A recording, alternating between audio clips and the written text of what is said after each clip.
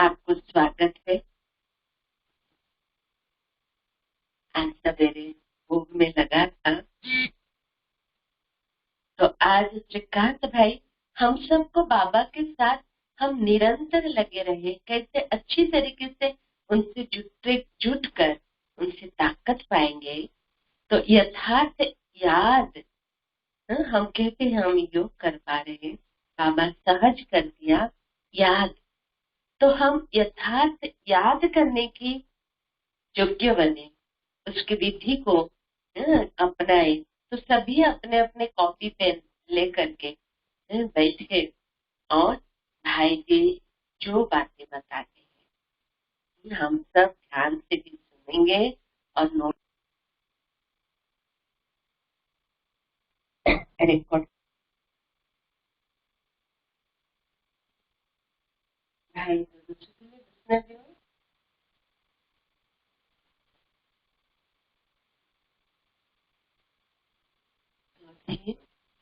हाँ, उस याद की स्थिति में रहकर योग युक्त होकर बाबा के गोद से श्रीकांत भाई को आह्वान करते हैं हमारे बीच में।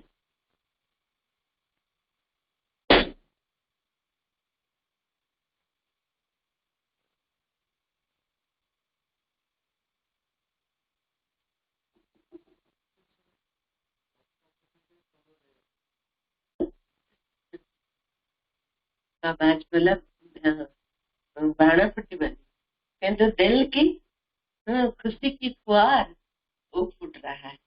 तो इसलिए बैलून फूट करके भाई को स्वागत हो रही है। नमस्ते जो बुजुर्ग स्थिति रहना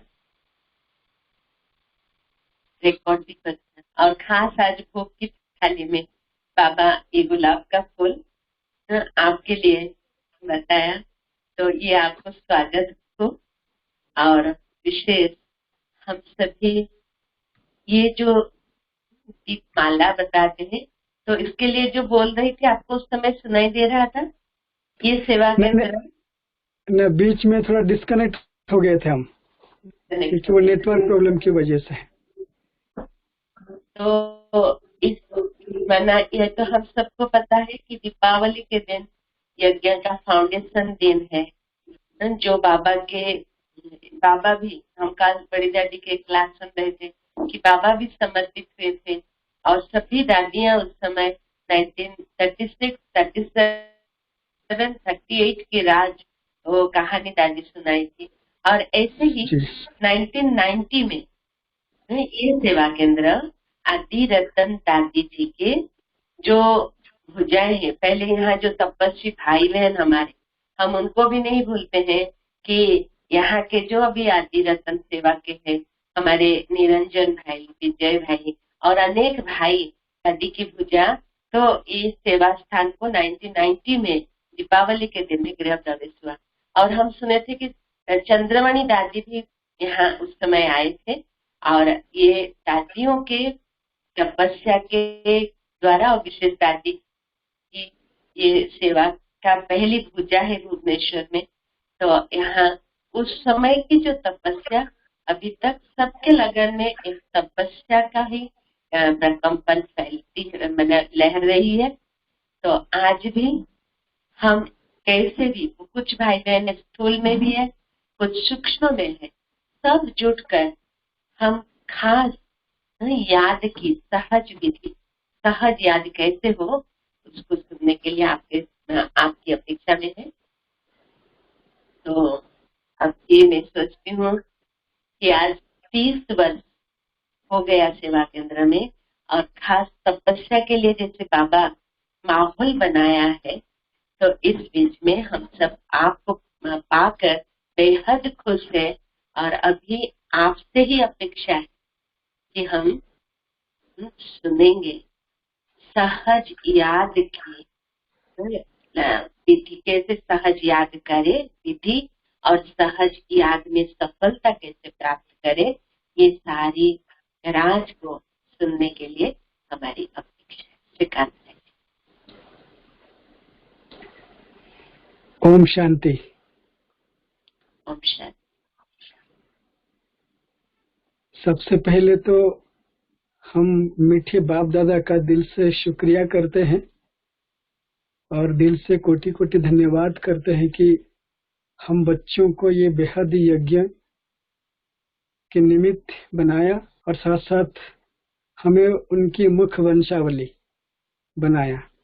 और जैसे आप कह रहे थे कि ये हमारा यज्ञ की फाउंडेशन डे भी है और साथ साथ भक्ति की यादगार में कहा जाता है कि राम राज्य स्थापना अर्थात सूर्य की स्थापना भी इसी दिन हुई थी। और जो भी लौकिक की यादगार को लेते हुए बाबा भी हमें यादगार बताते हैं तो याद से ही यादगार बनते हैं। तो आज के शुभ दिन पर मीठे बाप दादा का बहुत बहुत बहुत दिल से याद करते हुए हम कोटि कोटि धन्यवाद करते हैं कि हमें इस संगम युग में श्रेष्ठ ब्राह्मण जीवन दिया। और साथ साथ संदेशी दादी और दादी जी के साथ जो भी निमित्त आप जो भी आदि रतन को याद किया, मेरे बोलने से पहले आप सभी सुने होंगे जो भी कनेक्टेड थे, सभी आदि रतन दादी दीदी और खास करके यूनिट 8 बाबा का जो सुंदर सेवा केंद्र है सुंदर फुलवाड़ी, उसकी 30 वर्ष की जो गांठ हम मना रहे हैं, विशेष करके इस वर्षगांठ के जिस अवस्था में बैठे आज हम सुरक्षित बैठे हैं, योग युक्त बैठे हैं। आप सबको सुनाई दे रहा है मेरी आवाज? मेरी आवाज क्लियर है? तो हम सबसे पहले उन सभी आत्माओं को विशेष याद प्यार और याद स्मृति देंगे एक सुंदर एक्सरसाइज करते हुए। उन आत्माओं को याद करेंगे जो निमित्त हैं, जो हमारे बीच में आज उपस्थित हैं, या जो आत्माएं निमित्त हैं और लेकिन वो किसी बाबा की बेहद सेवा में एडवांस पार्टी में चले गए। उन सभी आत्माओं को विशेष स्मृति और उनकी याद करते हुए उनको दिल से थैंक्स करेंगे, उनकी सम्मान करेंगे। एक सुंदर अभ्यास है, ये थेरापेटिक अभ्यास है। आप सभी अपने दाहिने हाथ को हृदय पर रखें, इसे सभी रखते हुए दिल से 45 सेकंड के लिए अपनी आंखें बंद करें और दिल दर्पण में बाप दादा का चेहरा लेकर के आए और साथ साथ भुवनेश्वर सब जोन की निमित्त दादी, एक आदि रतन जो शुरू से ही उड़ीसा धरने की सेवा के निमित्त बनी दादी संदेशी, और ये यूनिट 8 सेवा केंद्र बनाने में जिन आत्माओं की स्थूल और सूक्ष्म दिल का सहयोग रहा, उन सभी आत्माओं को, जिन जिन आत्माओं की चेहरा आपके दिल दर्पण पर ला सका आप लाइए और उनको दिल से थैंक्स करें और उनको विशेष शुभभावना शुभकामना दे कि आप सबकी मेहनत, तपस्या और शुभभावना शुभकामना से आज ये यूनिट 8 सेवा केंद्र दिन दोगुनी रात चौगुनी सेवा को बढ़ाते हुए इस फुलवाड़ी के फूल और ये सुंदर वृक्ष के फल फलीभूत हो रहे हैं। इसके लिए आप सबका दिल से थैंक्स। और हमें यही आज के शुभ दिन पर ये शुभ आशा रखते हैं कि संगम युग के अंत तक आप सबकी ऐसे बेहद स्नेह, सहयोग, शुभभावना, शुभकामना, आपकी योग और तपस्या का बल हमें यूं ही प्राप्त होता रहे। हम स्वयं को सौभाग्यशाली अनुभव करते हैं, पद्म भाग्यशाली अनुभव करते हैं कि हम सभी आज इस सेवा केंद्र के विद्यार्थी हैं। बाप दादा और सभी निमित्त आदि रत्न आत्माओं की दिल से कोटि कोटि धन्यवाद।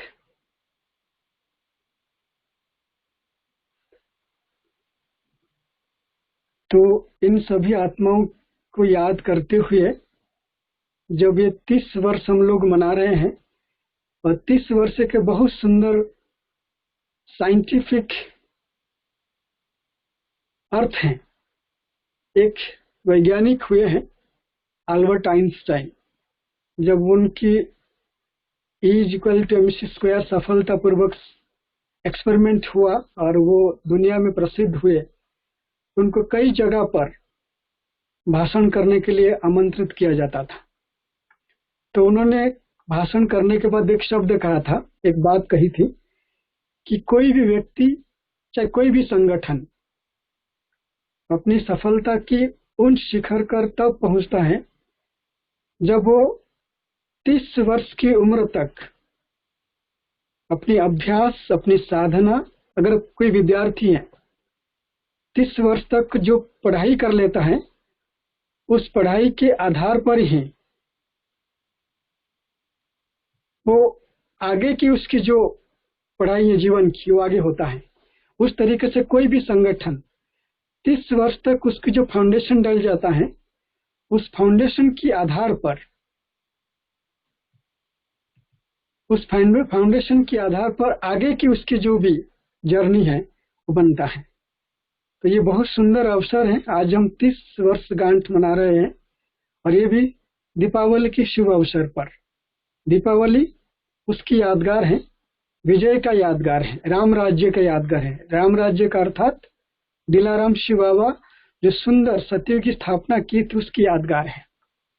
तो आज इस यादगार की पल पर, शुभ अवसर पर, इस ऑस्पिशियस ओकेजन पर हम सभी मिल करके विशेष योग अभ्यास करते हुए बाबा को वो सौगात देंगे जो बाबा चाहते हैं कि बाबा को हमारी सुंदर, निर्विघ्न, श्रेष्ठ स्थिति की सौगात हमको देना है।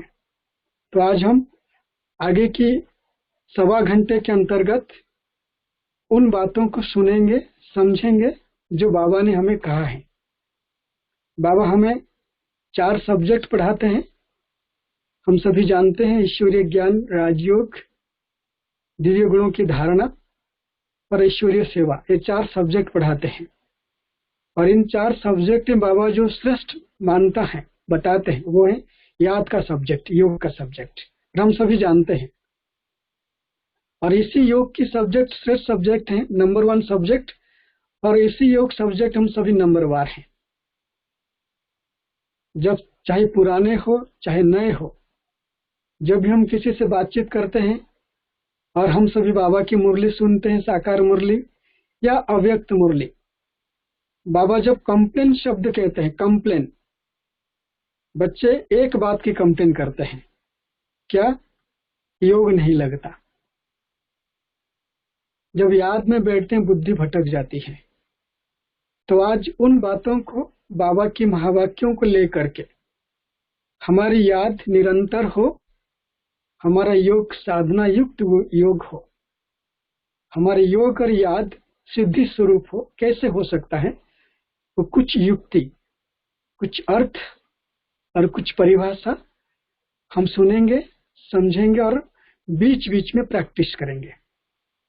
तो आप सभी तैयार हैं? और हमने कहा था कि जो भी बैठेंगे नोटबुक पेन लेकर के बैठे, और मैं उम्मीद करता हूँ आप सभी नोटबुक पेन लेकर के बैठे होंगे। और स्क्रीन पर जो भी दिखता है आप नोट करने की जरूरत नहीं, मैं आपको बाद में PDF फॉर्म में भेज दूंगा, आपको सर्कुलेट हो जाएगा। लेकिन आप जरूर देखते हुए इस प्रैक्टिस की तरफ बढ़ेंगे। हम मुख्य एग्जाम आएगा, कोई परीक्षा की घड़ी आएगी, तो ये याद, हम याद का बल कितना इकट्ठा किया है, इस पर एग्जाम आएगा। इसलिए बाबा कहते हैं अंतिम पुरुषार्थ याद है।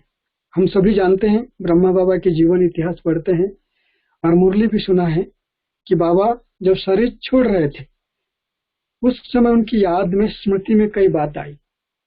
चाहे बाबा को थोड़ा बहुत से कहते हैं योग बल कर्म भोग कर कैसे विजय प्राप्त किया, तो बाबा की स्मृति में कौन सी बातें याद आई वो स्पष्ट है। इसलिए ज्ञान मार्ग में कहते हैं जो पहला पाठ है वो आत्मिक पाठ है, और उस पाठ को जितना हम पक्का करते जाएंगे हमें सिद्धि प्राप्त होगी। नष्टमोह स्मृति लब्धा की स्थिति, आदि और अंत की पढ़ाई हमारी यही है। उसके बीच में जो कुछ हम साधना करते हैं, पुरुषार्थ करते हैं, ये दोनों स्थिति को प्राप्त करने के लिए, उसी के साथ बाकी सारी चीजें जुड़ी हुई है। इस बाबा कहते हैं याद की इतना जो पावरफुल अर्थ बाबा बताते हैं कि अगर हम याद को भट्टी के रूप में कहा है, ये 74 की मुरली है। जैसे गायन है कि चारों ओर आग लगी हुई थी, लेकिन भट्टी में पड़े हुए जो पुंगरे ऐसे सेफ रहे जैसे उनको सेक भी नहीं लगी। अगर आप योग युक्त होंगे, बड़े नजदीक वाले स्थान पर नुकसान होगा। बाबा कहते हैं, उसी मुरली में कहा, चारों तरफ पानी होगा, प्रलय होगा, लेकिन बाप द्वारा बने हुए निमित्त स्थान सेफ रहेंगे। और सेफ क्यों रहेंगे? क्योंकि सेफ्टी का जो साधन है वो है याद की भट्टी। तो हम अपने आप को चेक करें, हम दिन भर में इस याद को भट्टी रूप में कितनी देर कर पाते हैं। और याद भट्टी को मेंटेन करने के लिए, सस्टेन करने के लिए, उसको निरंतर बनाने के लिए बाबा कहते हैं, ब्रह्मा बाप समान तख्त नशीन बनो। तख्त 3 प्रकार की है। एक तख्त है मस्तक, जिसको हम अकाल तख्त कहते हैं, जो आत्मा बैठती है। और दूसरा दिल तख्त, अर्थात जब हम दिल से बाबा की याद में बैठते हैं, बाबा के रूप गुण करते हुए की चिंतन में रहते हैं, सदा अपनी भावनाओं में, अपने संकल्प में बाबा ही बाबा है, उसको दिल तख्त कहते हैं। और तीसरा तख्त है विश्व महाराजन का तख्त, जो हमको भविष्य में प्राप्त होगा। भविष्य विश्व महाराजन जो तख्त मिलेगा, उसके आधार हम इस समय कितना तख्त नशीन बने हैं। और बाबा जो पुरुषार्थ करते थे, बाबा के पुरुषार्थ को बाबा 2 शब्द में कहते हैं। शिव बाबा, ब्रह्मा बाबा के पुरुषार्थ को 2 शब्दों में कहते हैं। एक, ब्रह्मा बाबा हमेशा तख्त नशीन बनने का पुरुषार्थ करते थे, अर्थात मस्तक पर रहते थे।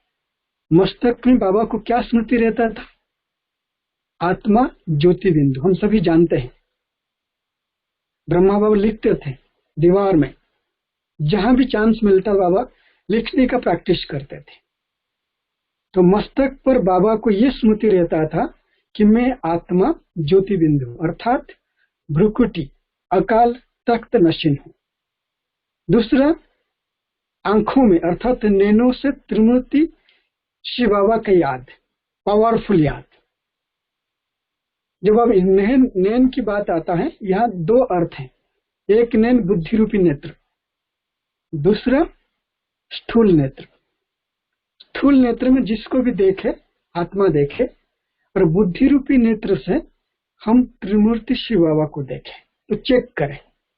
अभी आप सबके पास पेन पेपर है, आप सभी बैठे बैठे 3 बार मैं आत्मा हूं, और जैसे आप लिखेंगे मैं आत्मा, तो चेक करना है आपके दिल में कौन सी भाव उत्पन्न हो रहा है। भाव में दैहिक भाव कितनी है और आत्मिक भाव कितनी है, चेक करना लिखते लिखते। दूसरी बार लिखेंगे मैं आत्मा हूं, जब दूसरी बार लिख रहे तो और कौन सी भाव उत्पन्न हो रहा है, और बुद्धि रूपी नेत्र में कौन से चित्र उभर कर आ रहा है। और तीसरी बार लिखेंगे मैं आत्मा हूं। ये 3 बार लिखेंगे हम, और उसमें चेक करना है 3 बार लिखते ही जो बाबा त्रिमूर्ति की बात करता है, 3 बिंदी में आत्मा बिंदु, बाबा बिंदु और जो बीती सो बिंदु, ये 3 बिंदु की स्मृति कितना लगन और गहराई से रहा। चलिए, ये 45 सेकंड के अभ्यास रहेगा। पहले लिखिए मैं आत्मा हूं, 15 सेकंड पॉज करिए, साइलेंस। तो अभी हमारी प्रैक्टिस शुरू होता है अब से। सब पेन पेपर लीजिए, लिखिए मैं आत्मा हूं।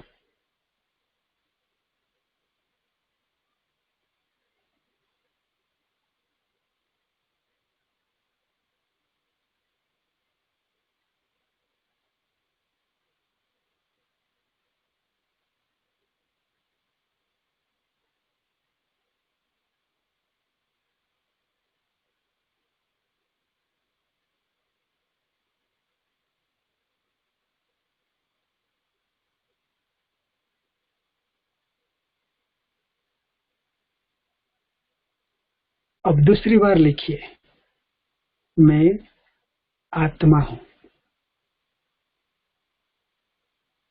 डीप गहराई से चलते चले।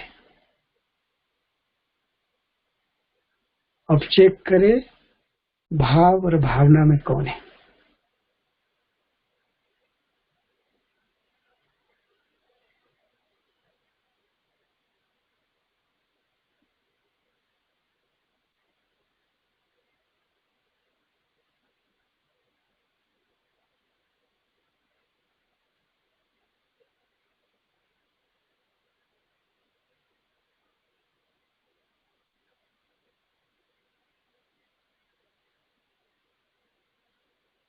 अब तीसरी बार लिखे, मैं आत्मा हूं।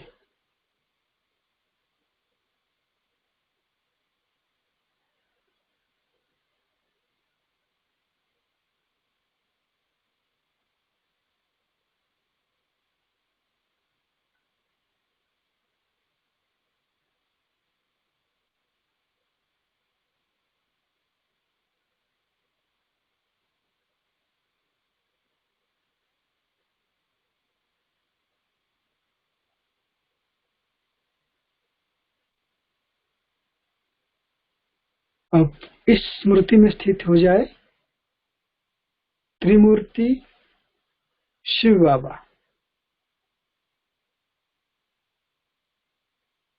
मुझ आत्मा को त्रिकालदर्शी, त्रिनेत्री, मास्टर त्रिमूर्ति बना रहे हैं। वापस रिपीट करें, त्रिमूर्ति शिव बाबा मुझ आत्मा को त्रिनेत्री, जिसको त्रिकालदर्शी कहते हैं,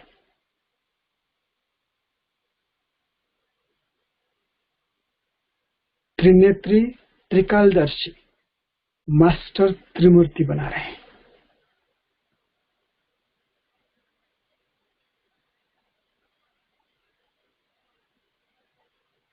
त्रिलोकी नाथ बना रहे हैं।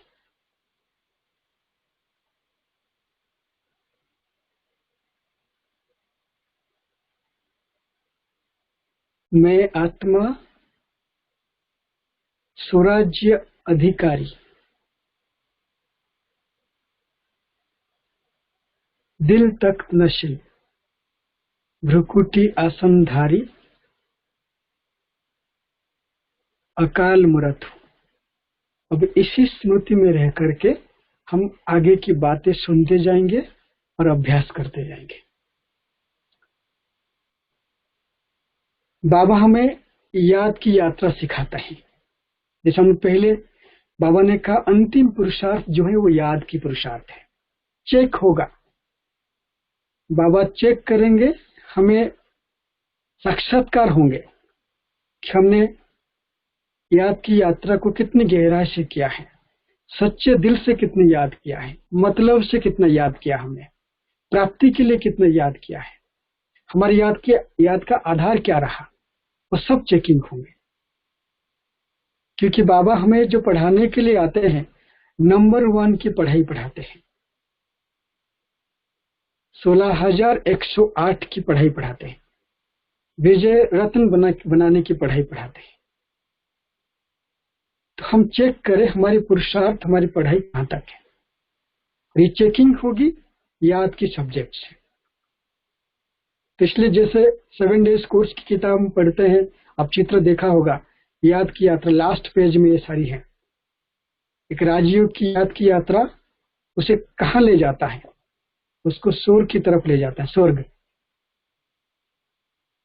और उससे पहले कितने एग्जाम आता है, हम सभी कोर्स किया है, काम, क्रोध, लोभ, मोह, अहंकार, ये सारी परीक्षाओं को जो पूरी तरीके से पास होता है फिर स्वर्ग की तरफ जाता है। जैसे हम नंबर 1 आत्माएं कहती है जो प्रथम जन्म में आते हैं, 9,16,108। तो चेक करें, अगर इस समय मेरी एग्जाम हो जाए, मेरी नंबर किस में आएगा, 16,008 में, 108 में, 16,000 में या 9 लाख में। लेकिन बाबा को पसंद है कि मेरे बच्चे ऐसे तपस्या करें, याद की यात्रा पर रहे, नंबर 1 पुरुषार्थी बने। बाबा तो एक मुरली में यहां तक कहा है कि बाबा को 8 वाला पुरुषार्थ बहुत पसंद है, वो नंबर 1 है, बाकी सब नंबर 12 है। क्योंकि बाबा हमें वो पढ़ाई पढ़ाता है। और अभी जो समय चल रहा है 2020, अगर आज के समय की बात करेंगे, ये समय जो है परमात्म पालना की शिखर पर हम चल रहे हैं। वरदान नेचुरल मिल रहा है हमको, हम जो चाहे वो कर सकते इस समय। हमें किस बात पर अटेंशन देना है वो बात आज सीखेंगे। सदगुरु शिव बाबा का पहला वरदान, राजयोगी भव पवित्र भव। और ये राजयोगी भव पवित्र भव में जो इनहेरेंट वर्ड है, बाबा 77 की मुरली में कहा है, बच्चे याद की यात्रा निरंतर सफल शक्तिशाली सिद्धि स्वरूप तब बनेगी जब आप बच्चे अभ्यास की प्रयोगशाला में बैठे रहो। एक बाप का सहारा हो तो माया के अनेक प्रकार की विघ्नों का किनारा अनुभव करेंगे आप।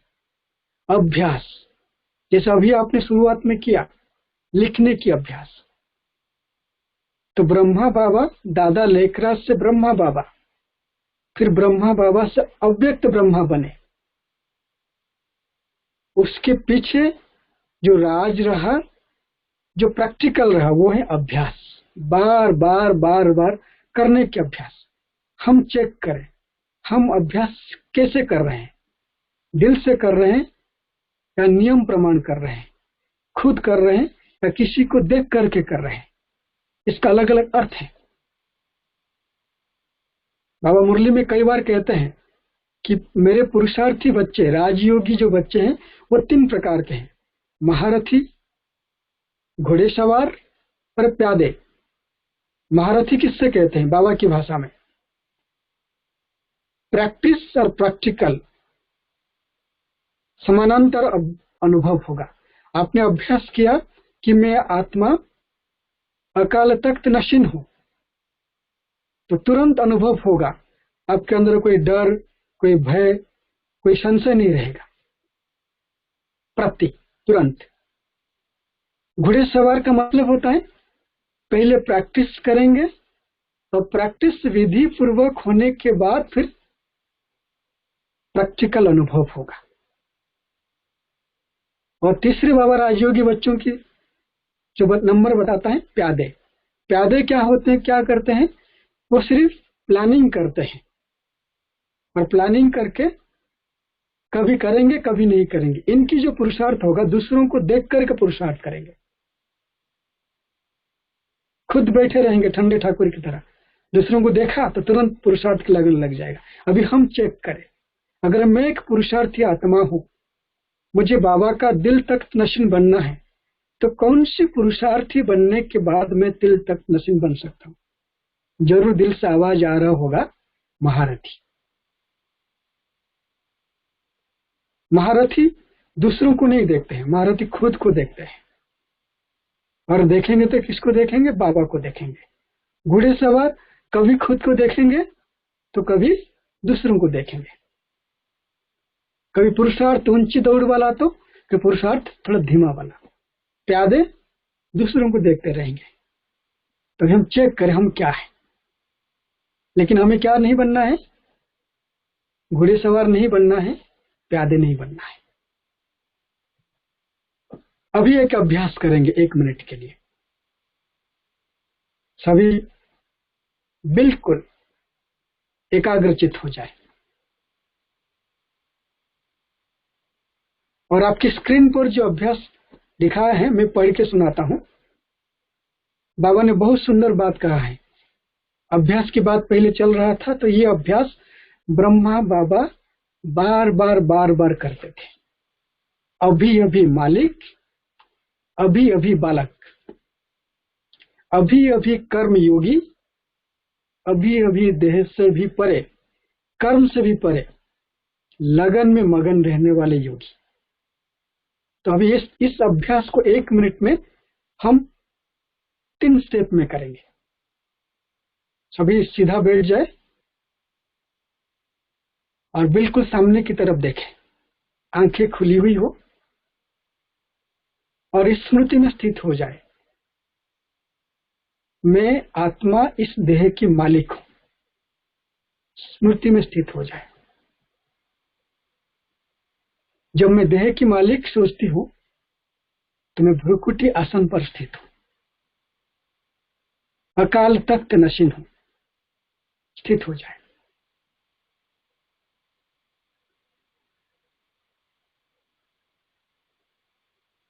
दूसरी स्मृति,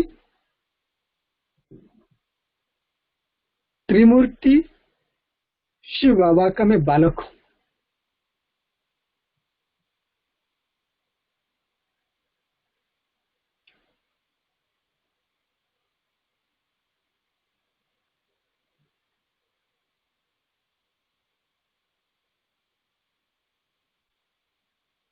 अब 1 सेकेंड में तीसरी स्मृति में आ जाए, बुद्धि की लगन, बुद्धि रूपी नेत्र से परमधाम पहुंच जाए।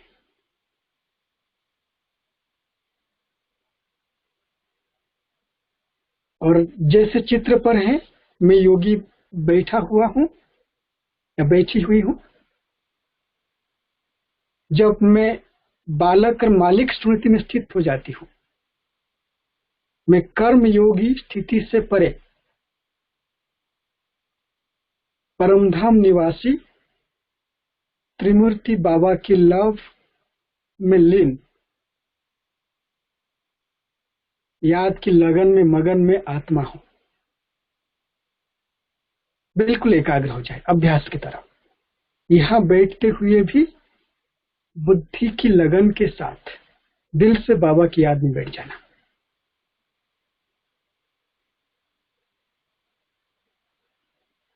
बिल्कुल एकाग्र हो जाए। ये बड़े सहज छोटे छोटे टिप्स युक्ति है बाबा की याद की लगन में मगन रहने के लिए। बाबा के शब्द हैं, इस तरीके से हम लगन में मगन हो जाए। ये अभ्यास, मैं मालिक हूं, बालक हूं और इस देह से परे, कर्म भाव से भी परे बाबा की याद की लगन में मगन आत्मा हूं।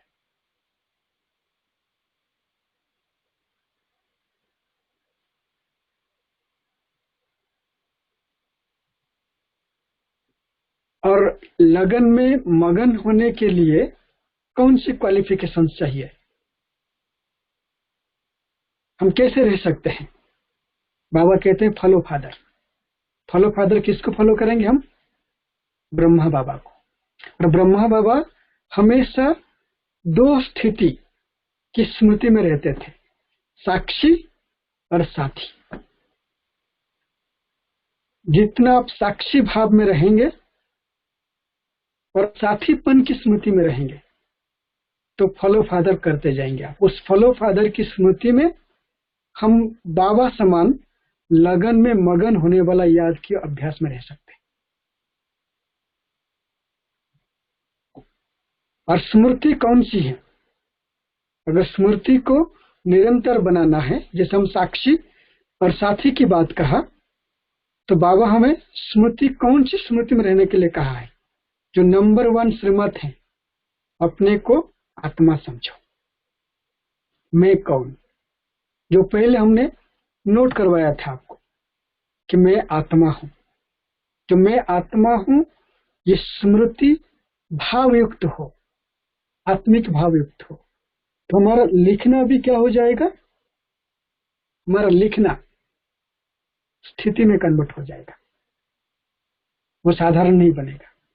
इसलिए बाबा कहते हैं इस पहली को जो समझेगा और उसमें स्थित होगा, तभी मैं कौन उसकी वास्तविक यथार्थ अर्थ सहित आप टिक सकेंगे। तो हमेशा इसी स्मृति स्वरूप भव कि बाबा का नंबर 1 श्रीमत है, मैं आत्मा हूं। इस स्मृति में स्थित होना और इसे समझना। और कैसे समझेंगे, ये आपके सम्मुख चित्र है।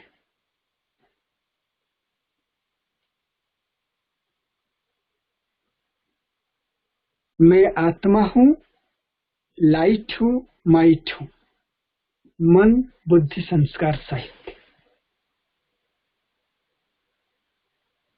ये हमेशा स्मृति में रहे। हम जानते हैं ना, बाबा कहते हैं कि जब बाबा के तन में शिवा प्रवेश हुए और दादी ब्रिज इंद्रा को, जो प्रथम दृष्टा कहते हैं यज्ञ में, तो जब वो उनके सम्मुख गए, उन्होंने पूछा, तो बाबा के मुख से जवाब क्या आया? वो कौन थी? वो एक लाइट थी, एक माइट थी। मैं भी एक लाइट में एक माइट हूं। और उसी दौरान बाबा शुरू में जैसे अनुभव होते गए, अगर आप दादी ब्रिज इंद्र की क्लास सुनेंगे तो उस समय उन्होंने साकार ब्रह्मा का अव्यक्त रूप भी देखा था, जिसको समझ में नहीं आया। तो 69 बाबा अव्यक्त होने के बाद सबको पता चला। तो ये लाइट और माइट इस स्मृति में रहने से, और जब बालक सो मालिक, बाबा का बालक हो, मालिक मन बुद्धि संस्कार की मालिक, जब ये स्मृति और इसकी स्पष्टता के साथ समझते हुए स्वरूप बनेंगे, तो मैं कौन, इसको सही अर्थ में समझेंगे। तो दादी के इतिहास में दादी सुनाती है कि जब एक बार ऐसा हुआ कि ब्रिजेंद्र दादी, जो उस सिंधी परिवार में होता है, जो बहू है, जब भी ससुर के सामने जाते हैं, बड़ों के सामने, वो पर्दा डालते हैं, जिसको उड़िया भाषा में ओढ़नी कहती। तो जो वो पर्दा नहीं की, सीधा ऐसे बिना पर्दा आ गई। तो यशोदा मैया ने कहा कि आप तो बाबा का अपमान कर रहे हो, आप ससुर के सामने कैसे ऐसे जा रहे हो? तो दादी ने कहा कि वो मेरे ससुर थोड़ी है, वो तो अव्यक्त बाबा है मेरा। अव्यक्त शब्द तब से आया, आप वो सुन सकते इतिहास, वो कहानी सुनाती है बाबा के साथ का अनुभव। तो ये लाइट और माइट इतना पावरफुल शब्द है। इस स्मृति में रहने से और मन बुद्धि संस्कार के मालिक बनने से हमारी याद सहज, सरल और गहराई से होता जाएगा। और इसके लिए क्या बनना है? बाबा एक मुरली में कहा है, इस मुरली को सब पढ़ना चाहिए। बच्चे रूहानी जज बनो। रूहानी जज कौन बन सकता है? जिसकी बुद्धि की कांटा, आप देखा है ना, बुद्धि के चित्र हम देखते हैं 7 डेज कोर्स में, और एक तराजू है, और तराजू में दोनों तरफ पल्लड़े हैं और बीच में कांटा है। और हमारी योग को कौन सी योग कहा जाता है? योग के अलग अलग नाम है। सहज योग, कर्म योग, बुद्धि योग, निरंतर योग, राजयोग, ये सब अलग अलग नाम रखा गया है। जब बुद्धि योग की बात आती है, इस मुरली बाबा ने बहुत अच्छी बात कही है। बाबा के बच्चे 2 प्रकार की योगी बनते हैं, कर्म योगी और बुद्धि योगी वाला बनते हैं। जो बुद्धि योगी बनने के लिए आपकी जो कांटा है वो बिल्कुल एक टिक एकाग्र होना चाहिए, ना दाएं ना बाएं। और ये जो पलड़ा है क्या है? बहुत सुंदर अर्थ, आप इसको कभी रियलाइज करना, बैठ करके बुद्धि के चित्र को देखिए 7 डेज कोर्स में, उसमें तराजू है, दोनों 2 पलड़े हैं। वो कौन सी? बुद्धि की योग एकाग्र तब होगा जब हमारे संस्कार में पुरानी बातें, पुरानी आदत, पुराने स्वभाव न हो, और मन में व्यर्थ नेगेटिव संकल्प ना हो। तो बुद्धि रूपी जो कांटा है वो एक टिक एकाग्र होगा, और जो पलड़ा है वो एक मन और दूसरे संस्कार। और जब, क्योंकि मन में संकल्प आएंगे, संस्कार तो बदलेंगे, तो बाबा कहते हैं कि क्या करो, बुद्धि रूपी कांटा को एकाग्र करने के लिए बुद्धि रूपी नेत्र के सामने ज्ञान सूर्य को देखो। जो आपकी बुद्धि एक टिक ज्ञान सूर्य की तरफ होगी, तो आपकी जो पलड़ा है, मन में अगर व्यर्थ है, नेगेटिव है, बातें हैं, वो स्थिर हो जाएगा, और पुराने स्वभाव संस्कार भूल जाएंगे, तो आपकी बुद्धि एकाग्र हो जाएगी। तो इसमें क्या होगा? निर्विकल्प और बिना हलचल वाले संकल्प आपकी बुद्धि में रहेंगे। यह मुरली आप पढ़ सकते हैं, 21/7/1973 की मुरली है। रूहानी जज बनो, स्वयं के जज बनो आप। भगवान ने क्या सुंदर शब्द कहा है, जिसकी बुद्धि का कांटा एकाग्र हो। जैसे तराजू की सही परख तब होती है जब कांटा एकाग्र हो जाता है, हलचल बंद हो जाती है और दोनों तरफ समान हो जाती है। ऐसे ही जिसका बुद्धि योग रूपी कांटा एकाग्र है, जिसकी बुद्धि में कोई हलचल नहीं, निर्विकल्प स्टेज है, स्थिति है, जिसके बोल और कर्म में लव और ल की बैलेंस हो, इसको सही मायने में बैलेंस कहते हैं, प्रॉपर तराजू कहते हैं उसको। तो ये तब आप बुद्धि को एकाग्र तभी कर सकते हैं जब आप अपने लक्ष्य निश्चित करो, ब्राह्मण जीवन का लक्ष्य। तो आपके सामने प्रश्न है, ब्राह्मण जीवन का लक्ष्य क्या है? आप लोग अंदर आ सकते हो।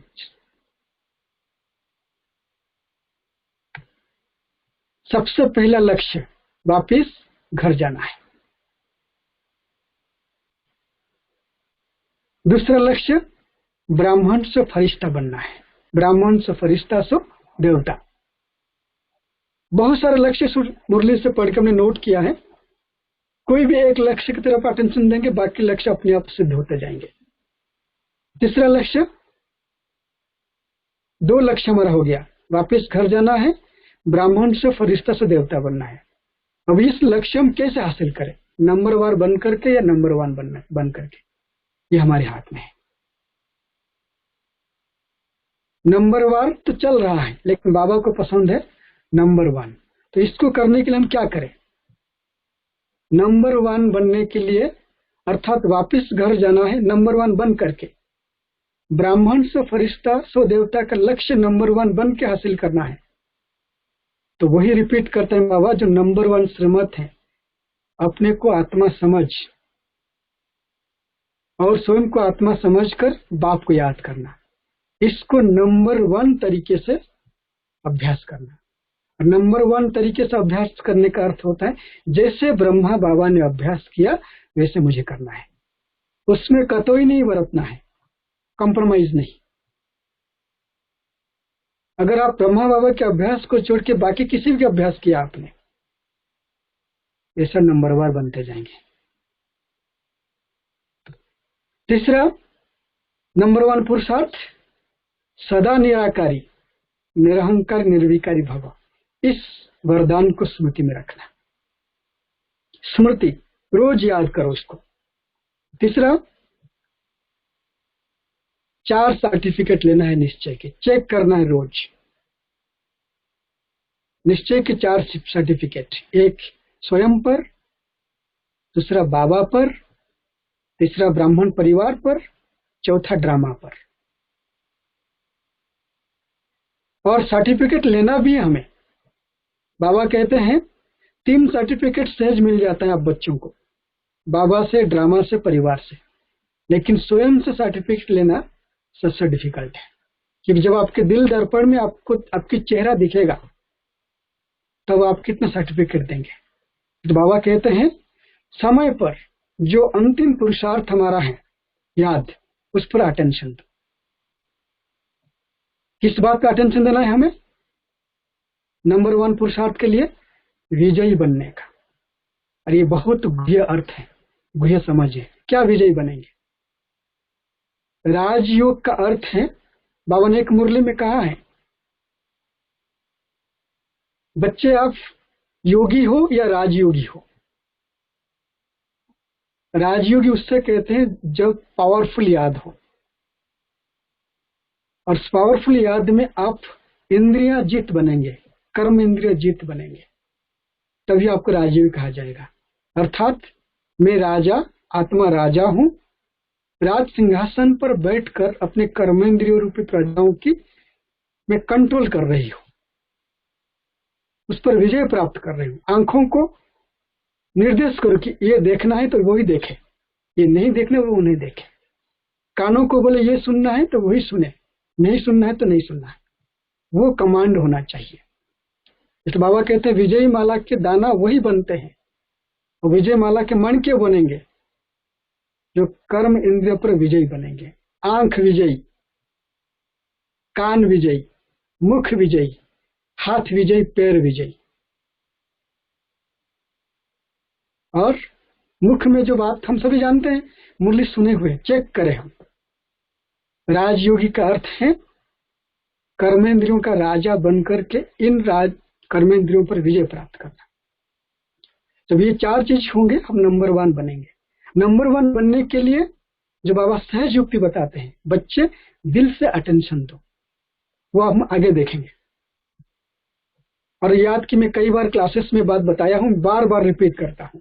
यथार्थ याद अर्थात योग किससे कहते हैं? यथार्थ याद का अर्थ है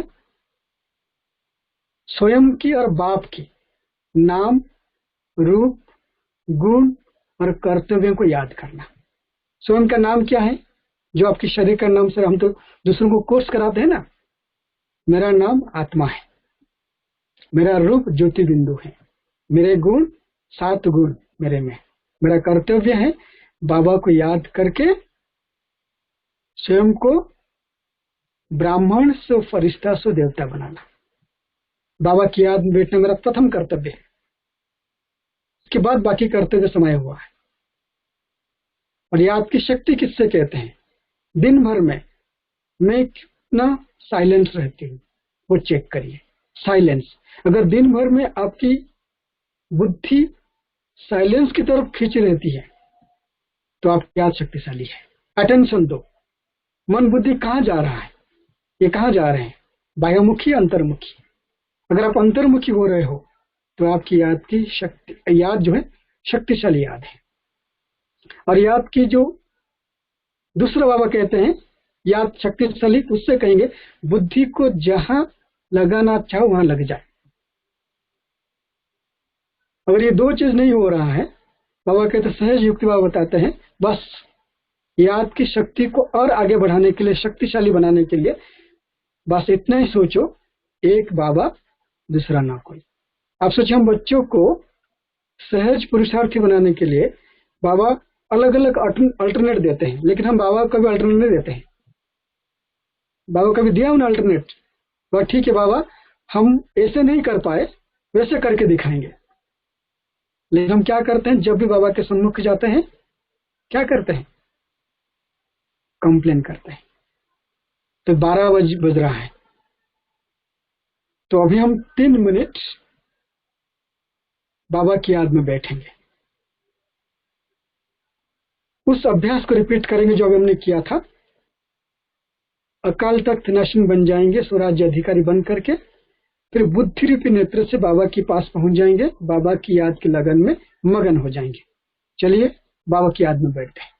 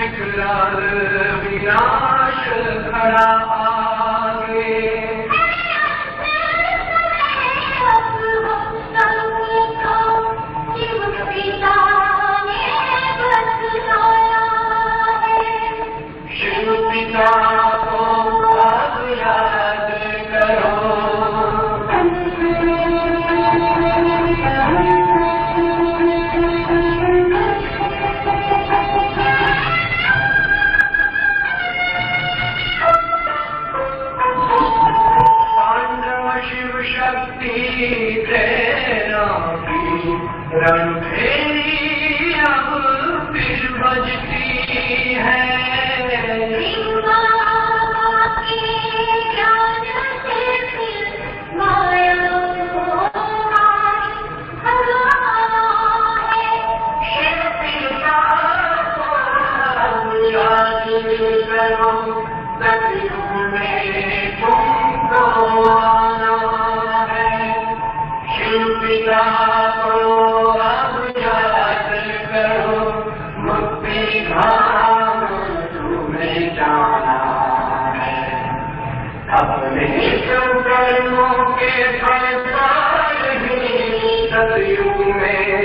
अब तुम्हें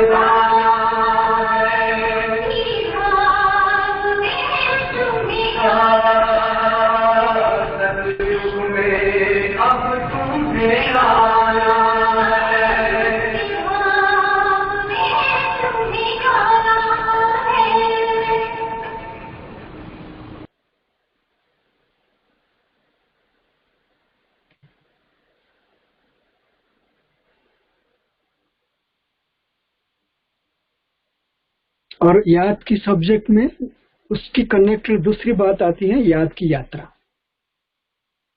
हम बाबा के बच्चे निरंतर योगी बनने के लिए हमें याद की यात्रा पर रहना जरूरी है। कहावत है, दो यात्रा इंसान को अकेले करना होता है, एक याद की यात्रा और दूसरा जब देह त्याग करके परलोक की यात्रा करती है। तो याद की यात्रा ये एकांत में रहकर रहने की जो याद की बात की जाती है, और यहाँ पे किसी के सहयोग की जरूरत नहीं है। इसलिए बाबा याद की यात्रा की बहुत सुंदर डेफिनेशन कहा है। योग संगठित रूप में करते हैं, और संगठन योग सफलतापूर्वक तब हम कर सकेंगे जब हमारी याद की यात्रा पक्का हो, पावरफुल हो, निरंतर हो, और वहां सिद्धि प्राप्त होती है। बाबा याद की यात्रा का सुंदर डेफिनेशन बता रहे हैं। अपने पोजीशन में ठहरना, उसको कहते हैं याद की यात्रा। जैसे हम भ्रुकुटी आसन पर स्थित हो जाते हैं, सीट पर सेट होते हैं, तो याद की यात्रा इससे कहते हैं। और दूसरा, जो हूं जिसका हूं उसी में स्थित होना, उसी स्मृति में स्थित हो जाना, उसको बाबा कहते हैं याद की यात्रा।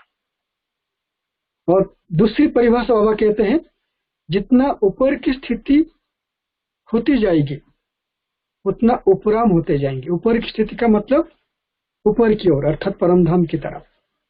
देह में रहते हुए बार बार उस स्मृति में आप रहेंगे, मैं यहाँ पे जो हूं मैं टेम्पररी हूं, मेरा परमानेंट स्थान परमधाम है, अर्थात देह से ऊपर की ओर जाना, उपराम बनना।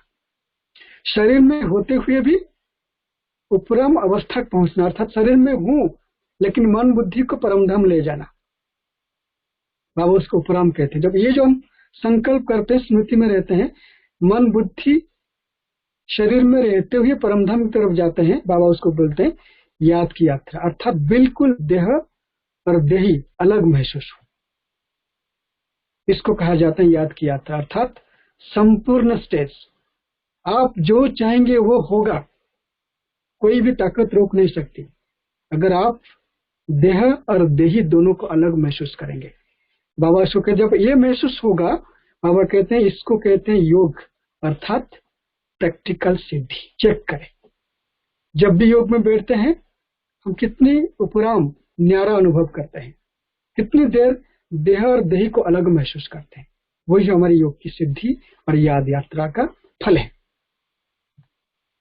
योग और साधना दोनों बाबा इसको जोड़ते हैं। साधना अर्थात एकाग्रचित होकर के मन बुद्धि को बिना भटकाए शरीर को स्थिर करके जो बैठ जाते हैं हम, उसको बाबा योग साधना कहते हैं। एकाग्र होकर बैठना, बैठते हुए हलचल होना, इसको योग साधना नहीं कहा जाता है। मैं कई बार कहा हूं, इसको आज रिपीट करेंगे।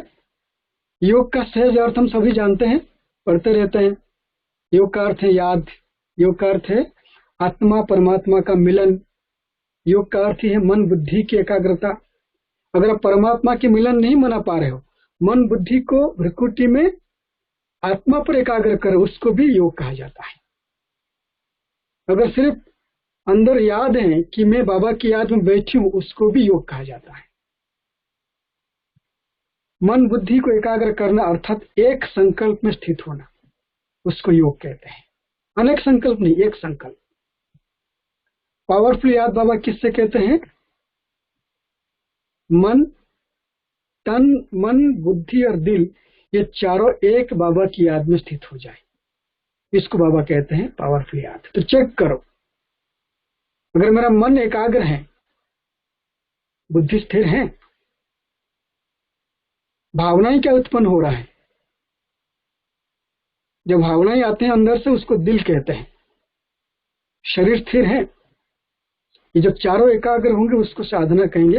ये पावरफुल होगा, उस समय सिद्धियां प्राप्त होंगे। अटेंशन अभ्यास की तरफ बार बार। और योग अभ्यास के कुछ मुख्य घटक हैं। जब भी योग में बैठेंगे, अब ये बैठते हुए योग या हम चलते फिरते याद, उसमें आसन जरूरत है। जब बैठे हैं, हमारा बैठक सीधा हो, जो बार बार जब भी मैं योग कराया हूं आप सबके बीच में, हमेशा योग अभ्यास में बैठते हुए आपकी शरीर सीधी तरीके से बैठना चाहिए। ऐसा बैठो जैसे बिल्कुल पीठ सीधी हो, कमर सीधी हो और गर्दन सीधा, टेढ़ा हुआ नहीं, पीछे आगे की तरफ झुका हुआ ना हो। और मैंने कई बार कहा था ना आप सबको, अगर आप योग में बैठे हैं, बैठे बैठे आप आगे की तरफ झुक जाते हैं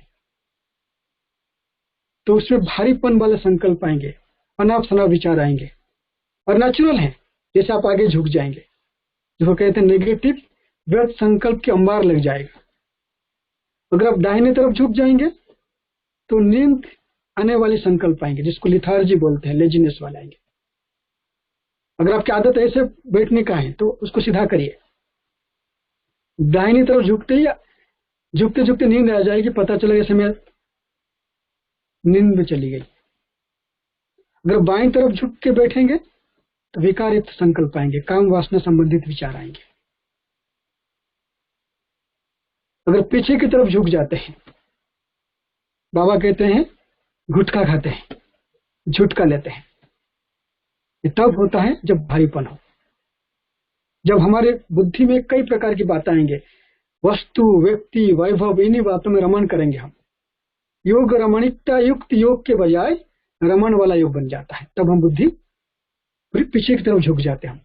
आप देखना, जिसको नींद आता है ना, वो इधर आगे झुकेगा या तो ऐसे पीछे की तरफ हो जाएगा। इसलिए आसन का बहुत महत्व है। इसलिए ब्रह्मा बाबा 90 एज में भी, 92 एज में सीधे बैठते थे, किसी ने उनको नहीं देखा टेढ़ा बैठते हुए। आज छोटे छोटे बच्चे हम यंग एज में भी सीधा नहीं बैठ पाते, कमर दर्द, कई तकलीफ। हमने एक एक्सपेरिमेंट किया भी है। और सीधा बैठने वाले भी, एक बहन, इनको फ्रैक्चर था 7 दिन की भट्टी में।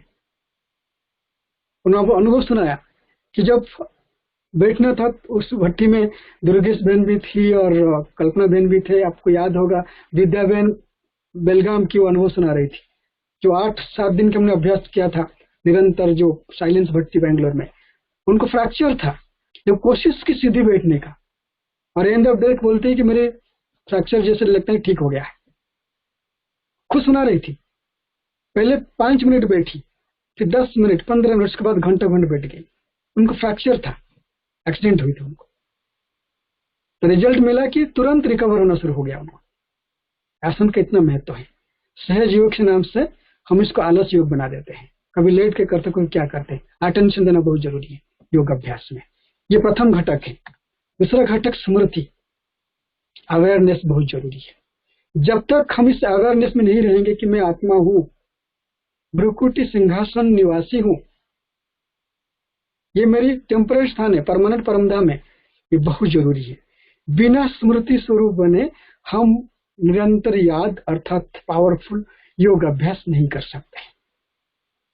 मैं कौन हूं और मैं किसका हूं, मैं कहां से आया हूं, मुझे कहां जाना है, मुझे क्या बनना है, ये स्मृति बहुत बहुत जरूरी है योग अभ्यास में।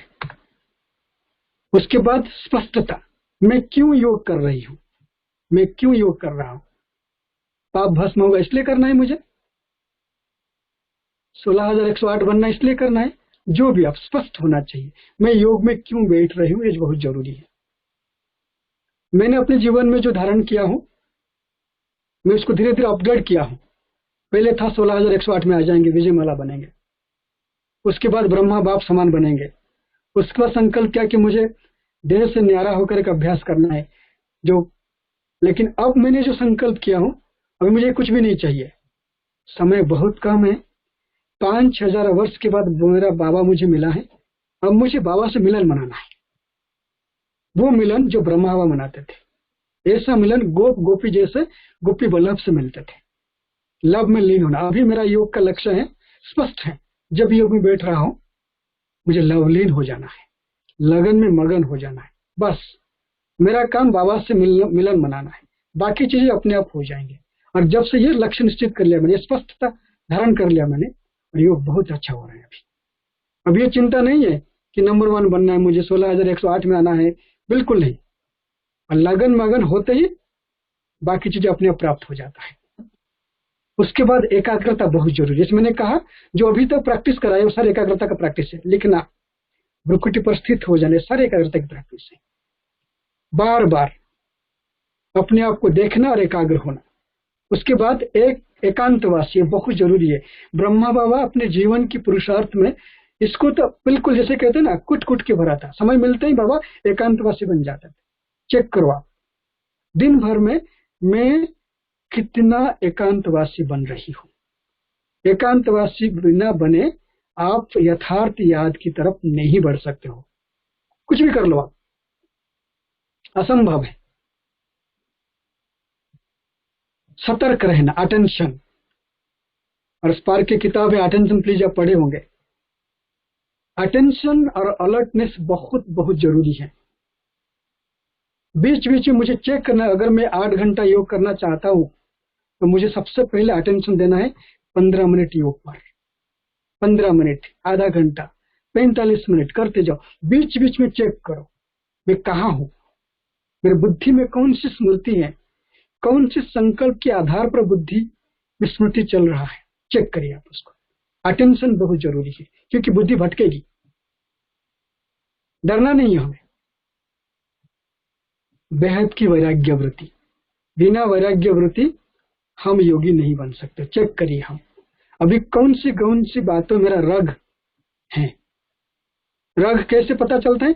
मुरली क्लास में आप बैठे हो, मुरली सुनते हुए आपकी बुद्धि जहां जा रही है, मन में जो संकल्प चल रहा है वही आपकी तरफ रग जा रहा है, उसको चेक करो। और योग में बैठे हो, चेक करना रग कहाँ कहाँ है। बहुत बातें हो सकती है, लेकिन मुरली सुनते समय और योग के समय जो बातें याद आती है, चाहे कोई व्यक्ति, चाहे कोई वस्तु, चाहे कोई वैभव की बातें, ये सारे राग वाली बातें, अभी उससे आपको किनारा करना है। बिना वैराग्य धारण किए हम योग को नहीं कर सकते। और ये अगर ये 7 बातें जीवन में नहीं कर पा रहे हम, और क्या करें? बाबा सहज उपाय बताते हैं, संपूर्ण अर्पण और समर्पण। कुछ नहीं हो रहा है, बस सर्वधर्माणि परित्यज्य मामेकम शरणं व्रज। देह सहित देह की सभी धर्मों को भूल जाओ, समर्पण हो जाओ। जैसे आप अर्पण कर लेंगे अपने आप को, अर्पण क्या करेंगे, समर्पण क्या करेंगे आप योग में? अर्पण करेंगे जो आपके पास है, समय, जिस समय बैठ रहे हो। बाबा कहना, बाबा ये समय आपकी है, ये तन आपकी है, ये दोनों को अर्पण करना है। जो भी धन मेरे पास है वो आपकी है। योग में बैठे हुए याद रखना, योग में क्या कौन सी चीज भटकाते हैं? वस्तु, व्यक्ति और वैभव, ये तीनों को पहले अर्पण कर लेना है। वैभव में स्थूल संपत्ति और समय। समर्पण क्या करना है? मन, बुद्धि और दिल। ये बार बार अटेंशन दो इस बात को। जब भी योग में बैठो और संकल्प, अभी प्रश्न कर सकते हैं कि हम चलते फिरते आदमी कैसे करें? चलते फिरते आदमी करे, बाबा मैं आपकी हूं, आप मेरे हो। ये चलते फिरते याद की समर्पण अर्पण कहा जाता है। बैठे हो, बाबा ये तन आपकी है, जो भी मेरे पास धन है, क्योंकि धन खींचता है हर किसी को, संकल्प आ जाएगा। जो भी मेरे पास वस्तु वैभव सब आपकी है, अर्पण कर लो। समर्पण मन बुद्धि और दिल को करके बैठो, फिर आसन अपने आप स्थिर हो जाएगा। आप सीधे बैठे जाएंगे, आंखें खुली हो जाएगी और बाकी चीजें भी अपने आप चलती जाएगी। स्मृति स्पष्टता आगे बढ़ता जाएगा। इसलिए बाबा ने मुझे योग सिखाया है, अर्पण समर्पण का योग सिखाया है। बाबा कहते हैं, बाकी चीजें थोड़ा मैं जस्ट इसको ये स्लाइड को थोड़ा सा सुनाता जाऊंगा, आप सब अटेंशन देना। बाबा कहते हैं ये सारी चीजों को प्राप्त करने के लिए कुछ शब्द याद रखना बहुत जरूरी है हम बच्चों को। मन मना भव और मध्याजी भव। और स्थिति की बात करते हैं, बाबा हमें कौन सी स्थिति के अभ्यास करने की बात कहा है, जो स्थिति हम प्राप्त करना है। साकारी स्थिति में रह करके अलौकिक साक्षी दृष्टा को अनुभव करें। आकार रूप अर्थात अव्यक्त फरिश्ता, निराकार अर्थात विदेही बीज रूप, नष्ट मोह बाप समान। हमें स्थिति प्राप्त जब कर लेते हैं तभी हम शरीर को त्याग करते हैं। अगर हम नहीं करते हैं फिर बाबा कहते हैं मैं फिर डंडा मारता हूं। वो कैसे डंडा मारता हम सबको पता है, पश्चाताप कराता है हमको। और जैसे पश्चाताप करेंगे अपने आप साक्षी बन जाएंगे आप, मैंने क्या क्या किया था दिखेगा हमको। और उसके बाद फिर आगे आकारी निराकारी नष्टो महा बाप समान स्थिति बनते जाएंगे। अवस्था में क्या प्राप्त करना है, लौकिक और अलौकिक। लौकिक में किसी भी स्थिति में रहो आप, बुद्धि कितनी कहां भी भागे, बस साक्षी होकर के अपने आप को देखना। और अलौकिक में अव्यक्त विदेही कर्मातीत बीज रूप और आनंद स्वरूप अवस्था प्राप्त होता है। सिर्फ ये बात करने से, आप सोचिए इस बात को कितनी पावरफुल है। मैंने संकल्प किया कि मैं आत्मा भ्रुकुटी आसन पर हूं, इस देह के मालिक हूं, शिव बाबा का बालक हूं। ये एक सेंटेंस में 5 वर्ड्स हैं और उसमें क्या प्राप्त हो रहा है हमको, मनमना भव, मध्याजी भव, आकारी साकारी निराकारी नष्ट महा बाप समान, सारा इसमें प्राप्त हो जा रहा है। और यही हमारे, क्योंकि इतने सारे प्राप्त हो रहे हैं तो विघ्न तो आएगा ही। उस विघ्न को कैसे ठीक करना है, जो पहले स्लाइड में देखा था, अटेंशन बार बार चेक करिए बीच बीच में। और स्वरूप जब इस स्मृति में रहते हैं ऑटोमेटिक प्राप्त होता है, 7 गुणों के स्वरूप बन जाते हैं। और प्राप्ति तो होता ही है, हम क्यों नहीं कर पाते हैं, क्योंकि हम संकल्प करते हैं मेरा योग नहीं लग रहा है। सबसे बड़ा विघ्न है, आपका योग लग रहा है। अगर नहीं लग रहा है, बाबा कहते हैं क्या करो, सोचो मैं और बाबा कंबाइंड हूं, तो स्वरूप प्राप्त हो जाएगा। और बीच बीच में समय निकाल करके बाबा कहते हैं 5 स्वरूप की अभ्यास करो स्मृति में। और सभी ब्राह्मण एक्सपर्ट इस अभ्यास में। और स्टेजेस क्या प्राप्त होती है, जो एक शब्द मैंने कहा, ये सारे बड़े गहन शब्द हैं, इसको कभी समय आएगा इस पर एक एक सब्जेक्ट के ऊपर भी घंटों घंटों बात किया जा सकता है। जब मैं समझता हूं कि मैं आत्मा हूं, भ्रुकुटी आसन पर स्थित हूं, मैं बाबा का बच्चा हूं, तो ये जितना एकाग्रचित लगन में मगन वाला होगा, तो मैं कौन सी स्थिति को प्राप्त करता हूं, गहराई से मायाजीत बन जाता हूं, विघ्नजीत बन जाता हूं, मन जीत बन जाता हूं, मन के संकल्प कंट्रोल में आ जाता है मेरा, कर्मातीत नष्ट मोहा और शाश्वत लवलीन। सिर्फ इसी स्मृति में आप सोचिए। और इतने सारा समाया हुआ है स्वरूप प्राप्तियां, तो आप कहते हैं कि मेरा योग 1 सेकंड में लग जाए, मेहनत कितना करना पड़ेगा हमको। कर रहे हैं मेहनत हम, चेक करिए। बाबा कहते हैं मैं एक मेहनत जो बच्चे करते हैं खुश होता हूं, और दूसरा जो मेहनत करते हैं मैं तरस खाता हूं, मुझे हंसी आती है।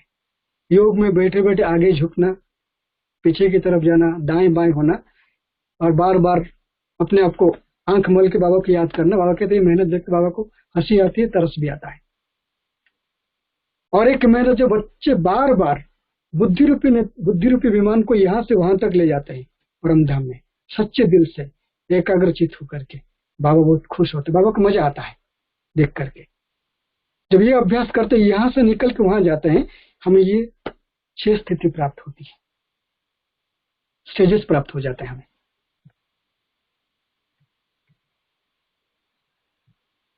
ये सारे स्क्रीन पर जो आप देख रहे हैं, ये विभिन्न स्थितियों की बात बाबा ने कहा है।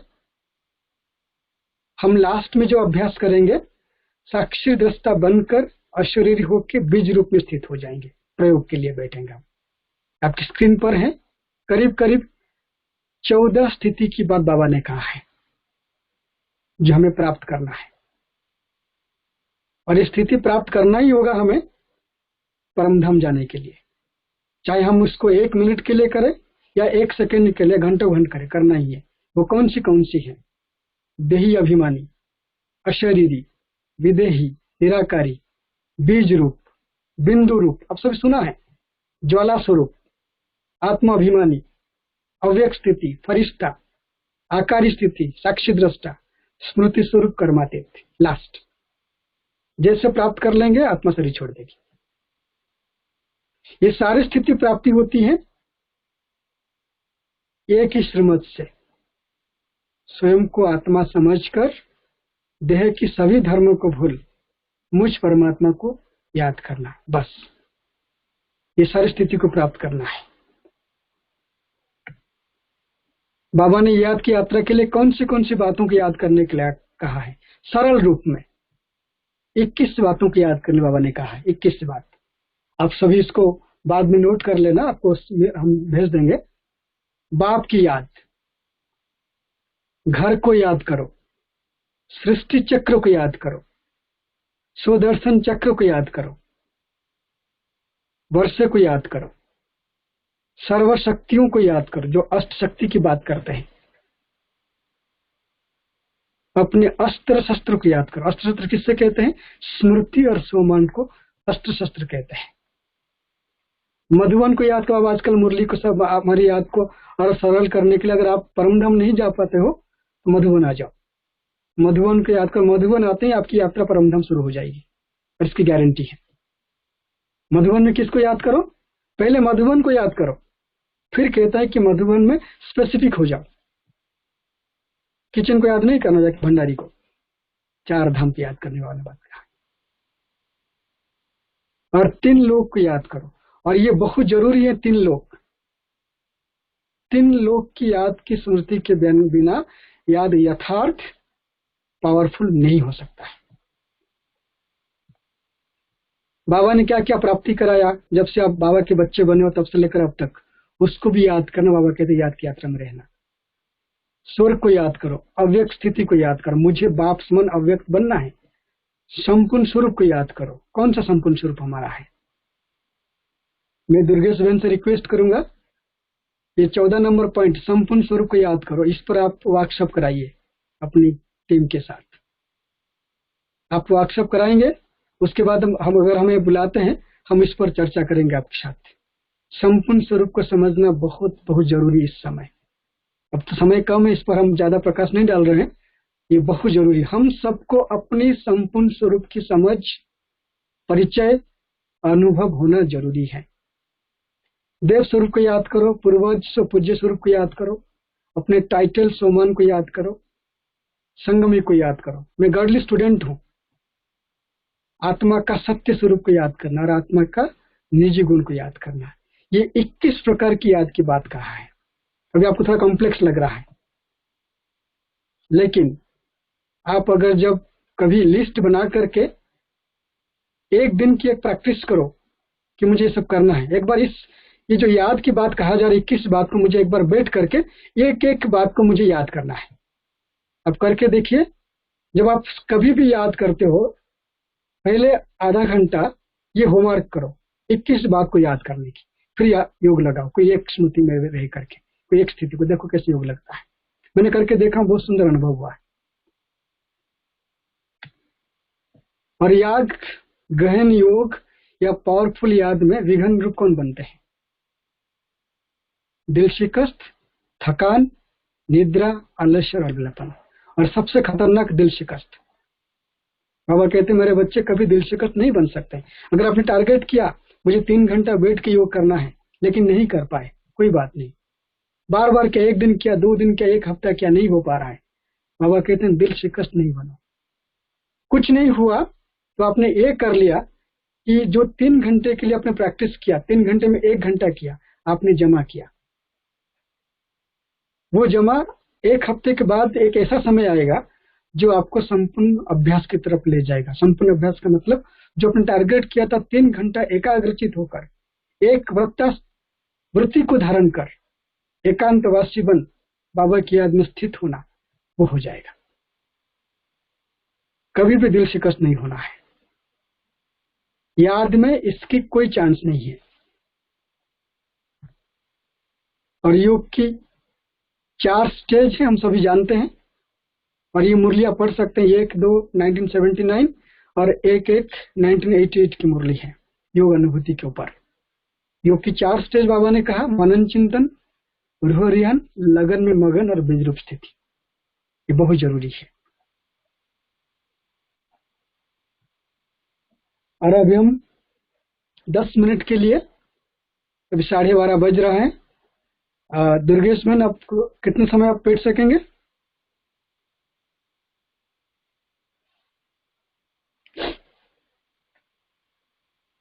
दस मिनट बैठेंगे?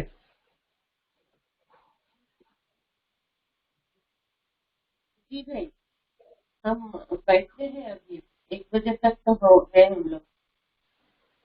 अच्छा, 10 मिनट तो अगले से। अगले 15 मिनट, आप 15 मिनट का समय लेंगे हम आप सबसे। और उस समय इस 15 मिनट नहीं 10 मिनट, क्योंकि आपकी आगे भी कार्यक्रम होगा। तो 10 मिनट में कुछ बात हम सुनेंगे और आपको ये अभ्यास बार बार कराया गया है। और हम लोग कुछ आपस में कल बात कर रहे थे, कुछ सीक्रेट बात बताने वाले हैं। ध्यान से सुनिए सभी। अगर आप आगे की योग को और पावरफुल बनाना चाहते हैं तो योग में बोर होने के लिए तैयार हो जाइए आप। जो योग में बोर होगा उसकी योग गहराई में जाएगा।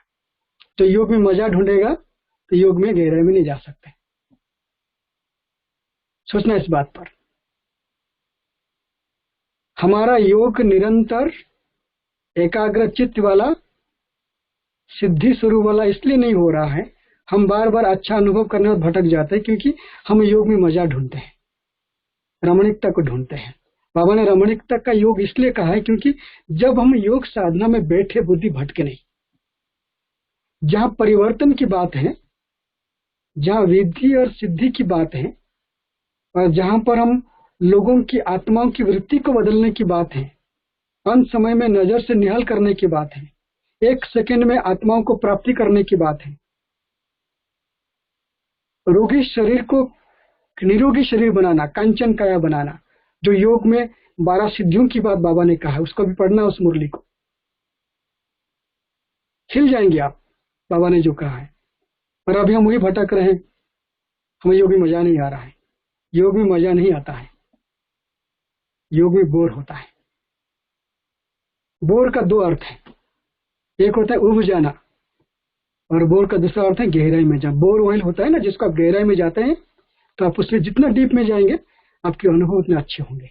और मैं जो बोर की बात कर रहा हूँ वो उब जाने की बात नहीं कर रहा हूँ, मैं बात कर रहा हूँ गहराई में जाने की बात कर रहा हूँ। और गहराई में तब जा सकेंगे जब आपकी संकल्प एक होगा, स्थिति एक और अभ्यास एक प्रकार का, भिन्न भिन्न प्रकार का नहीं है। और साकार मुरली पूरा पढ़ लीजिए आप। बाबा ने कौन सा अभ्यास कहा है? उस बाबा ने कभी नहीं कहा कि ये बन जाओ वो बन जाओ।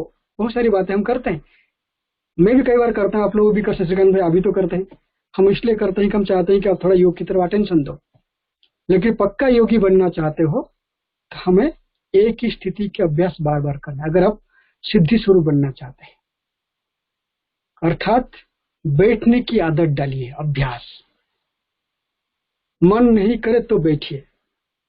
अगर आप दिनचर्या में 1 घंटा ऐसा निश्चित करो बैठने के लिए, तभी आप प्रयोग कर सकते हैं। तो प्रयोग करने की जो बातें हैं हम यहाँ पर देखेंगे। और ये अभ्यास आप सबसे कराया गया है और ये बात आज भी रिपीट कर रहे क्योंकि आज आप 30 वर्षगांठ मना रहे हैं बाबा का सेवा केंद्र यूनिट 8, और प्रयोग करना बहुत जरूरी है। कई आत्माएं अभी बाबा के घर नहीं पहुंचे हैं, उन आत्माओं को बाबा के घर तक लेके आना है। बाबा के घर को मधुबन बनाना है, लाइट हाउस बनाना है। तो ये अभ्यास बहुत जरूरी है। ये प्रयोग की विधि जो लक्ष्य है कि बाबा का जो सेवा केंद्र है यूनिट 8, उसको लाइट हाउस बनाना है। ऐसा लाइट हाउस कि दूर दूर जितनी भी आत्माएं हैं जो अब तक बाबा के घर नहीं आए, उनको आकर्षित करके इस योग के द्वारा उनको उनका परिचय दे करके बाबा का परिचय प्राप्त करने हेतु और बाबा का वर्षा प्राप्त कराने हेतु उनको बाबा घर ले आना आज का प्रयोग का लक्ष्य रहेगा। आत्मा को आत्माओं का परिचय देना, बाबा का घर अर्थात यूनिट 8 बाबा का सेवा केंद्र का परिचय देना और बाबा से परिचय कराना आज की इस योग प्रयोग का लक्ष्य रहेगा। और इसमें एकाग्रता, एकांतवासी, समर्पण भाव बहुत जरूरी है। लक्ष्य निश्चित करेंगे हम योग प्रयोग में, दूसरा बाबा का आह्वान करेंगे और तीसरे स्टेप में हमारी मन और बुद्धि को श्रेष्ठ और शुद्ध पवित्र बनाने के लिए कुछ संकल्प करेंगे। तीसरा स्टेज, जब भी आप प्रयोग में बैठते हैं, ये प्रयोग आप कभी भी बैठ करके कहां पर भी कर सकते हो इस स्टेप्स को फॉलो करते हुए। प्रथम स्टेप लक्ष्य निश्चित करना, दूसरा स्टेप बाप दादा का आह्वान करते हुए बाबा का ब्लेसिंग्स, मार्गदर्शन, बाबा का प्रोटेक्शन, प्यार लेकर के अभ्यास करना, और तीसरी स्टेप अपने मन को श्रेष्ठ बेहद का बनाना, अच्छे अच्छे संकल्प के निर्माण करते हुए शुभ संकल्प को प्रवाहित करना मन के द्वारा, श्रेष्ठ और शुभ संकल्प को।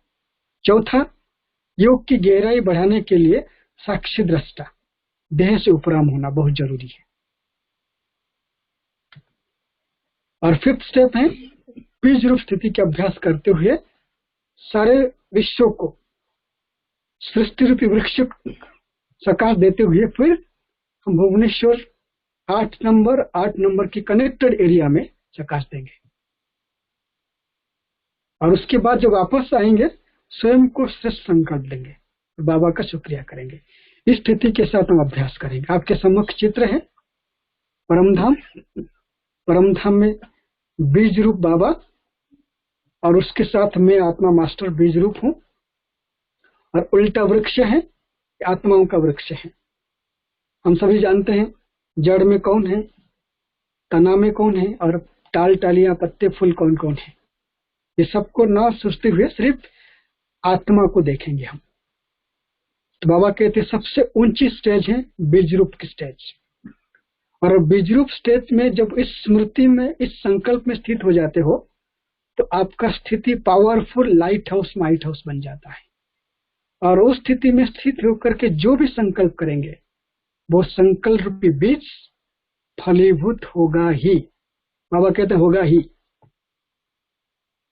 तो चलिए आप जहां पर बैठे सभी एकाग्र होकर सीधे बैठ जाए, और सीधे बैठते हुए हमें प्रयोग की तरफ बढ़ेंगे।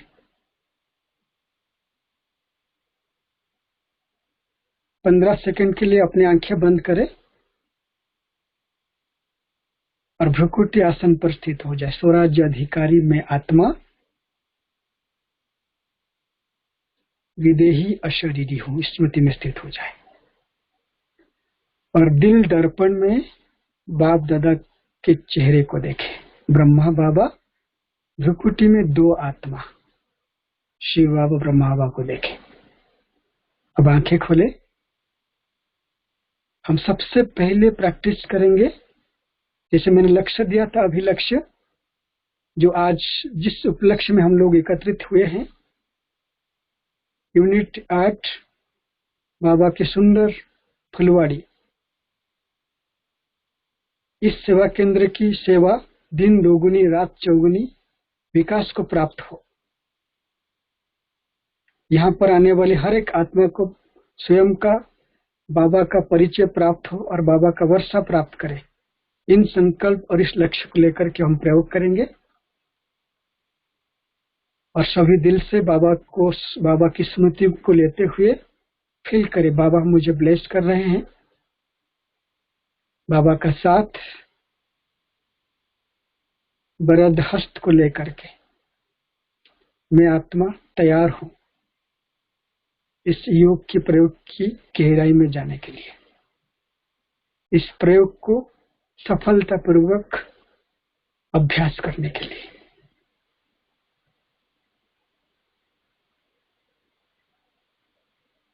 आंखें खुली हुई हो, बिल्कुल अटेंटिवली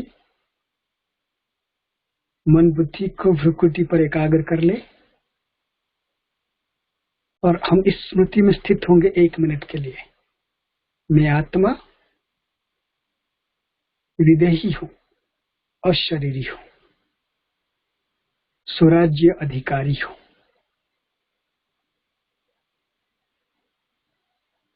मस्तिष्क के बीचों बीच हल्की लाइट देखें, चमकता हुआ ज्योति।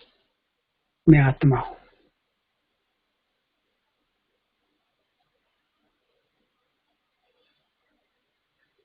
और जैसे जैसे स्मृति में स्थित होती जा रही हूं, मैं देह से उपराम होती जा रही हूं।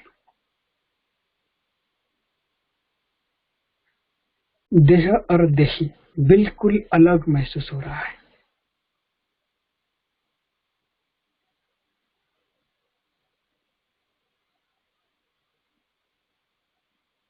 और जैसे महसूस हो रहा है कि मेरे शरीर की चारों ओर एक लाइट का कार बन गया।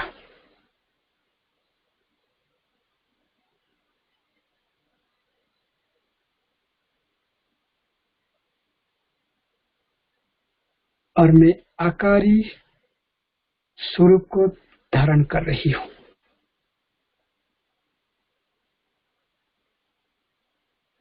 और आकारी स्वरूप को धारण करते हुए 1 सेकंड में बुद्धि रूपी विमान में बैठ परमधाम निवासी बन जाती हूँ।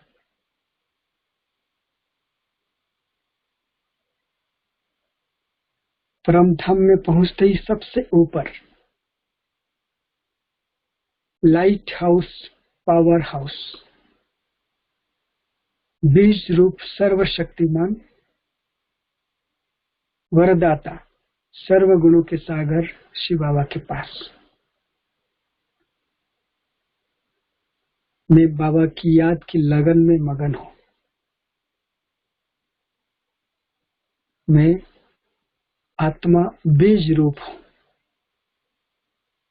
मूल रूप में निराकार हूं, ज्योति बिंदु हूं, बाबा के साथ हूं।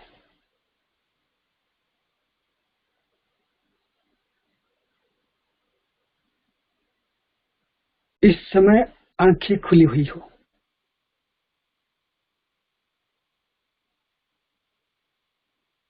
बाबा मुझे भरपूर कर रहे हैं, मैं भरपूर होती जा रही हूं।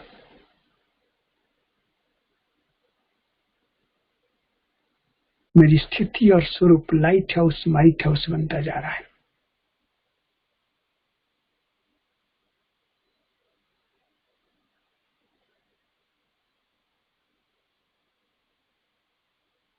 और हम सभी मिलकर के इस समय स्मृति और संकल्प के रूप में आज की शुभ दिन जो बाबा का सेवा केंद्र यूनिट 8 भुवनेश्वर स्थापना दिवस, इस सेवा केंद्र की वृद्धि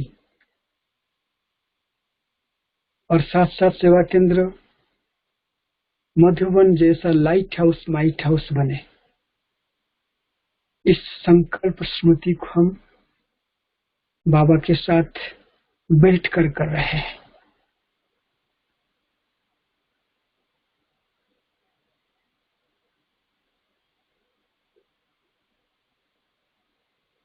इस स्मृति और संकल्प किरणों के रूप में बाबा की सेवा केंद्र पर आ रही है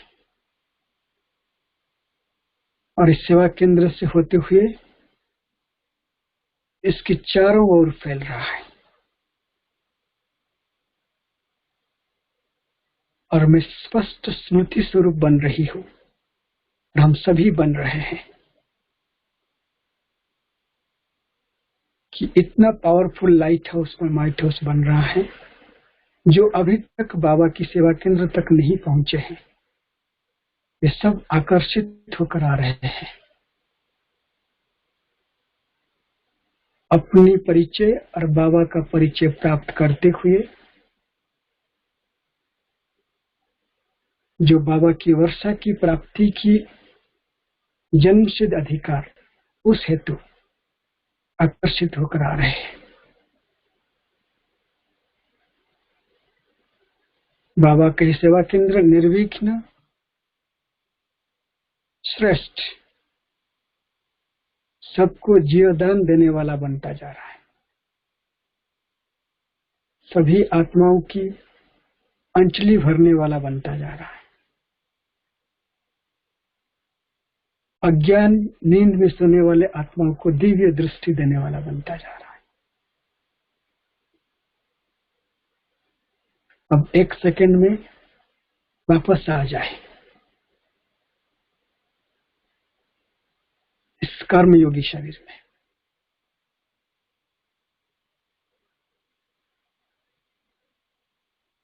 रकुटी सिंहासन पर स्वराज्य अधिकारी बन जाए। वापस उसी स्मृति में स्थित हो जाए, मैं आत्मा स्वराज्य अधिकारी, विदेही अशरीरी हूं, कर्मयोगी हूं।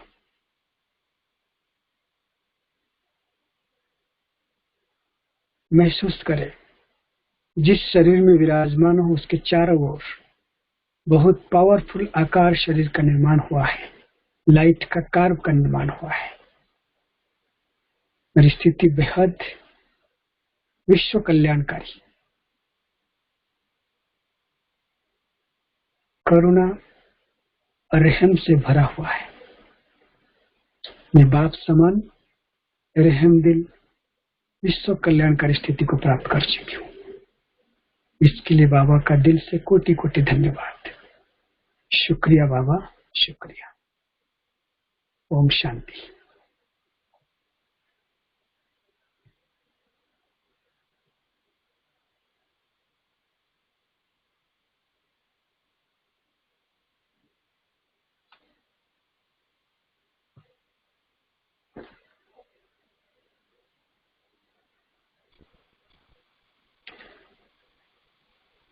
तो मैं उम्मीद करता हूँ थोड़ी देर में जो बात हम किए तो आपको सब समझ में आया होगा।